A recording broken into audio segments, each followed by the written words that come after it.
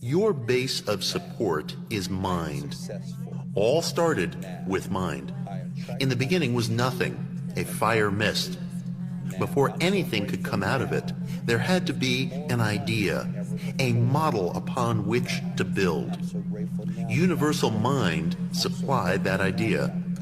Therefore, the primal cause is mind. Everything must start with an idea.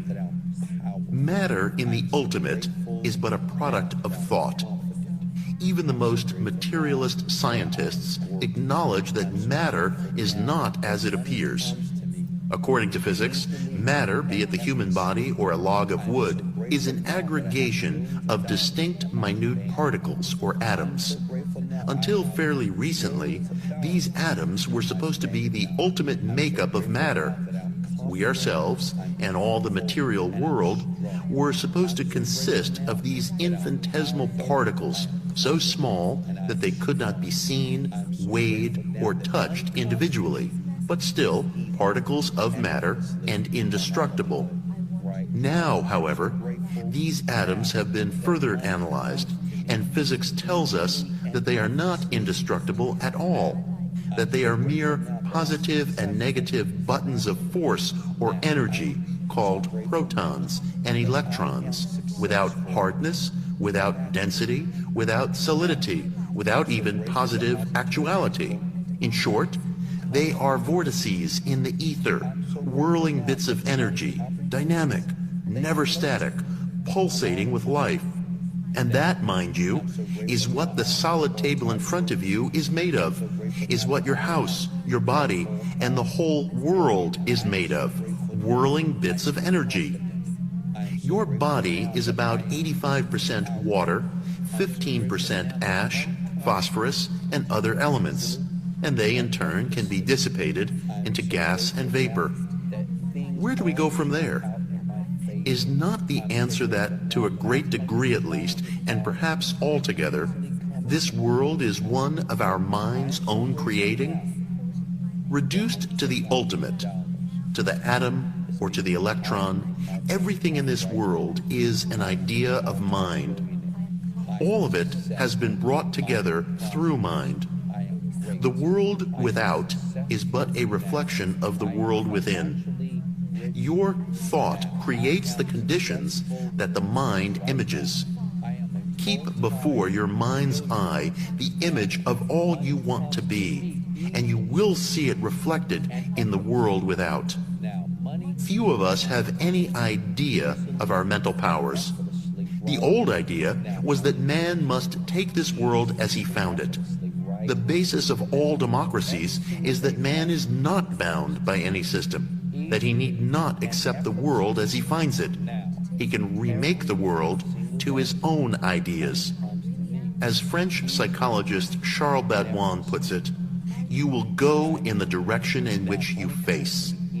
This new principle is responsible for all our inventions, all our progress. Man is satisfied with nothing. He is constantly remaking his world. But there must be an idea before it can take form.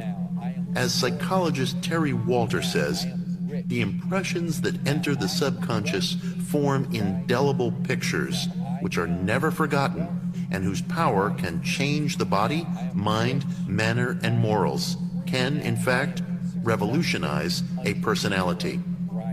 Learn to control your thoughts. Learn to image upon your mind only the things you want to see reflected there. Your thoughts supply you with limitless energy that will take whatever form your mind demands. Begin at once, today, to use what you have learned. All growth comes from practice. All the forces of life are active. Peace, joy, power. You are heir of God and co-heir with Christ. And as such, no evil has power over you, whereas you have all power for good. And good means not merely holiness. Good means happiness, the happiness of everyday people. It may sound paradoxical, but few people really know what they want. Most of them struggle along in a vague sort of way, hoping for something to turn up. They are so occupied with the struggle that they have forgotten, if they ever knew, what they are struggling for. They are like a drowning man, using up many times the energy it would take to get somewhere, frittering it away in aimless struggles without thought or direction. You must know what you want before you stand any chance of getting it. How did the Salvation Army get so much favorable publicity out of the First World War? They were a comparatively small part of the services that catered to the boys, yet they carried off the lion's share of the glory. Do you know how they did it? By concentrating on just one thing: donuts. They served donuts to the boys, and they did it well. And that is the basis of all success in business and in most parts of life. To focus on one thing and do that thing well. Better by far to do one thing preeminently well than to dabble in 40. The greatest success rule I know in business, the one that should be printed over everyone's desk, is this one thing I do. Volumes have been written about personal efficiency, but boiled down, it all comes to 6 steps. 1. Know what you want. 2. Analyze the thing you must do to get it. 3. Plan your work ahead. 4. Do one thing at a time. 5. Finish that one thing and send it on its way before starting the next. 6. Once started, keep going. In the realm of mind, the realm of all practical power, you can possess what you want at once. You have but to claim it, visualize it, and believe in it to bring it into actuality. All you need to begin this process is an earnest, intense, well-focused desire. But you will say, I have plenty of desires. I've always wanted to be rich. How do you account for the difference between my wealth, position, and power and that of the rich men all around me? The problem is simply that you have never focused your desires into one great, dominating desire. You have a host of mild desires. You mildly wish you were rich. You wish you had a position of responsibility and influence. You wish you could travel at will. The wishes are so many and so varied that they conflict with each other, and you get nowhere in particular. You lack one intense desire to which you are willing to subordinate everything else. Take one idea, make a good, distinct picture of it, and immediately your thoughts begin to group themselves, and you have the nucleus of your desire. This one thing you do, and ideas from the self within begin to collect around the one thing, and you open the way for your good to flow to you. Watch your thoughts. Examine each thought that comes to you. It may be your calling. Open your mind. Be alert to the things happening around you. Be interested in everyone you meet. You may entertain an angel unawares. He may have a vital message for you, or you for him. Watch for your special work. Recognize it. Be ready for it. And when it arrives, equip yourself to excel in it through study, application, and arduous practice. And above all, focus your efforts on this one thing. Do you know how Napoleon so frequently won battles in the face of a numerically superior foe? By concentrating his men at the actual point of contact. His artillery was often greatly outnumbered, but it accomplished far more than the enemy's because instead of scattering his fire, he concentrated it all on the point of attack. The time you spend aimlessly dreaming and wishing would accomplish marvels if it were concentrated upon one definite object. Your base of support is mind. All started with mind. In the beginning was nothing, a fire mist. Before anything could come out of it, there had to be an idea, a model upon which to build. Universal mind supplied that idea. Therefore, the primal cause is mind. Everything must start with an idea. Matter in the ultimate is but a product of thought. Even the most materialist scientists acknowledge that matter is not as it appears. According to physics, matter, be it the human body or a log of wood, is an aggregation of distinct minute particles or atoms. Until fairly recently, these atoms were supposed to be the ultimate makeup of matter. We ourselves, and all the material world, were supposed to consist of these infinitesimal particles, so small that they could not be seen, weighed, or touched individually, but still particles of matter and indestructible.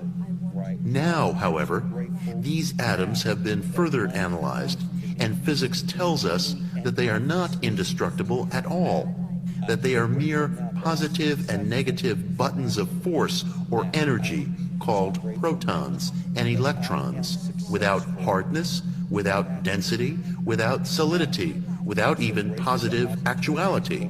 In short, they are vortices in the ether, whirling bits of energy, dynamic, never static, pulsating with life. And that, mind you, is what the solid table in front of you is made of, is what your house, your body, and the whole world is made of, whirling bits of energy.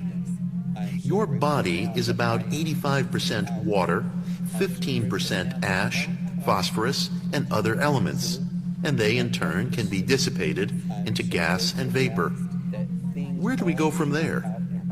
Is not the answer that, to a great degree at least, and perhaps altogether, this world is one of our mind's own creating? Reduced to the ultimate, to the atom or to the electron, everything in this world is an idea of mind. All of it has been brought together through mind.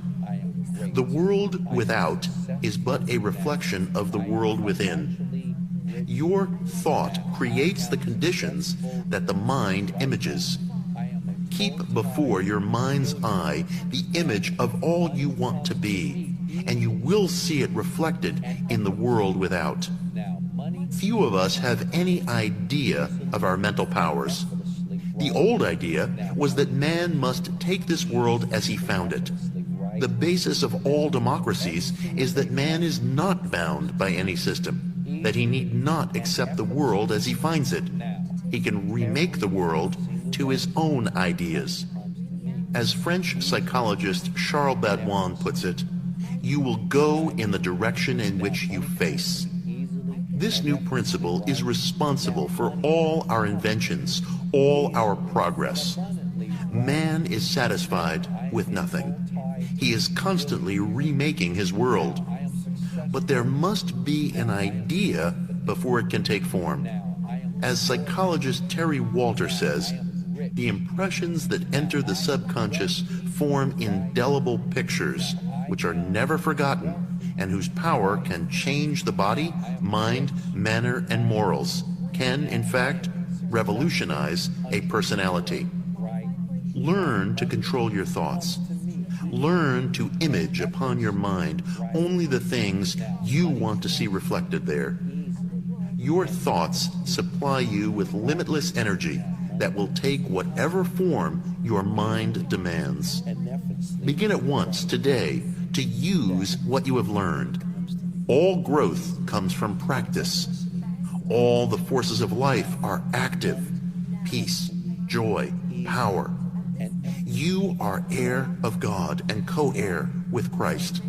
And as such, no evil has power over you, whereas you have all power for good. And good means not merely holiness. Good means happiness, the happiness of everyday people. It may sound paradoxical, but few people really know what they want. Most of them struggle along in a vague sort of way, hoping for something to turn up. They are so occupied with the struggle that they have forgotten, if they ever knew, what they are struggling for. They are like a drowning man, using up many times the energy it would take to get somewhere, frittering it away in aimless struggles without thought or direction. You must know what you want before you stand any chance of getting it. How did the Salvation Army get so much favorable publicity out of the First World War? They were a comparatively small part of the services that catered to the boys, yet they carried off the lion's share of the glory. Do you know how they did it? By concentrating on just one thing: donuts. They served donuts to the boys, and they did it well. And that is the basis of all success in business and in most parts of life: to focus on one thing and do that thing well. Better by far to do one thing preeminently well than to dabble in 40. The greatest success rule I know in business, the one that should be printed over everyone's desk, is this one thing I do. Volumes have been written about personal efficiency, but boiled down, it all comes to 6 steps. 1. Know what you want. 2. Analyze the thing you must do to get it. 3. Plan your work ahead. 4. Do one thing at a time. 5. Finish that one thing and send it on its way before starting the next. 6. Once started, keep going. In the realm of mind, the realm of all practical power, you can possess what you want at once.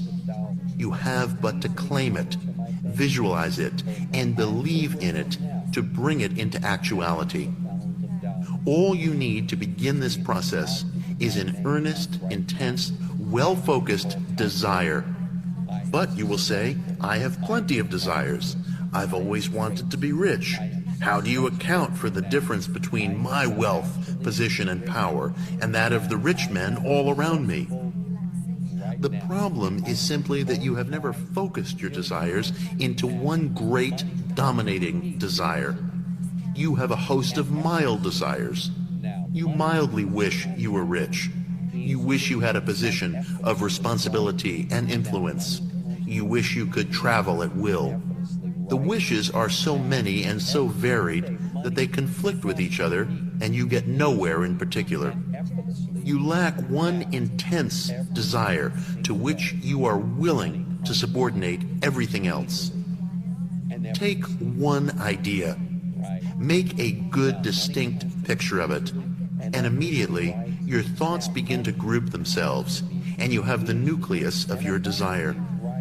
This one thing you do, and ideas from the self within begin to collect around the one thing, and you open the way for your good to flow to you. Watch your thoughts. Examine each thought that comes to you. It may be your calling. Open your mind. Be alert to the things happening around you. Be interested in everyone you meet. You may entertain an angel unawares. He may have a vital message for you, or you for him. Watch for your special work. Recognize it. Be ready for it.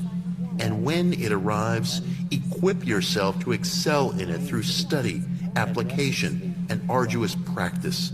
And above all, focus your efforts on this one thing. Do you know how Napoleon so frequently won battles in the face of a numerically superior foe? By concentrating his men at the actual point of contact. His artillery was often greatly outnumbered, but it accomplished far more than the enemy's because instead of scattering his fire, he concentrated it all on the point of attack. The time you spend aimlessly dreaming and wishing would accomplish marvels if it were concentrated upon one definite object.